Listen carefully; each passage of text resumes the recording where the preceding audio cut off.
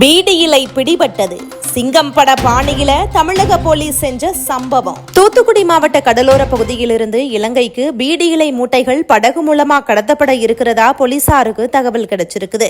இதை தொடர்ந்து கியூ பிரிவு போலீஸ் இன்ஸ்பெக்டர் விஜயனிதா தலைமையில சப் இன்ஸ்பெக்டர்கள் ஜீவமணி தர்மராஜ், செல்வகுமார், தலைமை காவலர்கள் ராமர், இருதயராஜ், காவலர் பழனி, பாலமுருகன் ஆகியோர் கடலோர பகுதிகளில் தீவிர ரோந்து பணியில ஈடுபட்டிருக்கிறாங்க. அப்போ திருச்செந்தூர் உட்கோட்டம், திருச்செந்தூர் காவல் நிலைய எல்லைக்கு அருகில கடத்தல் கும்பல் நடமாட்டம் இருக்கிறதா கிடைச்ச தகவலை தொடர்ந்து போலீசார் ஆலந்தலை ஊருக்கு வடக்க கணேசபுரம் அப்படிங்கிற பகுதியில சந்தேகத்திற்கு இடமாக போய்கிட்டு இருந்த 407 லோடு வேனை நிறுத்தி சோதனை செஞ்சிருக்கிறாங்க.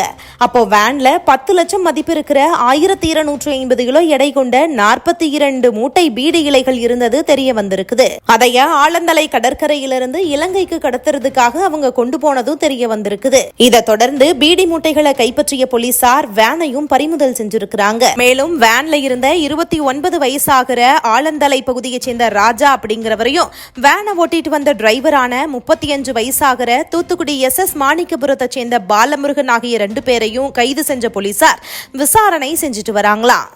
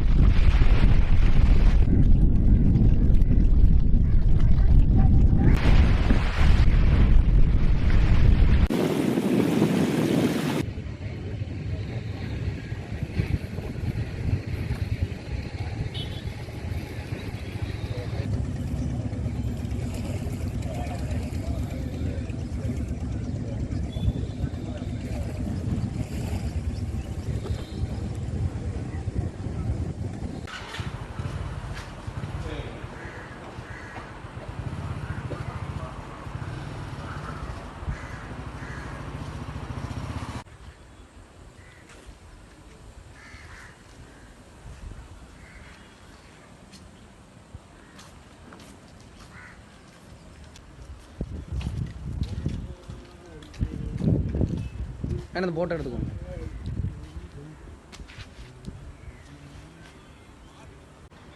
ஆமாம், நீ கிளம்பிரு. வேண்டாம், நீ கிளம்பிரு. நீ அந்த இதை பார்த்தியா? வேண்டல. சரி சரி, நான் இதை எடுத்துகிட்டு வந்துட்டாரி. இல்லை கல் டிரைவ்ஸ் கிட்ட அப்படியே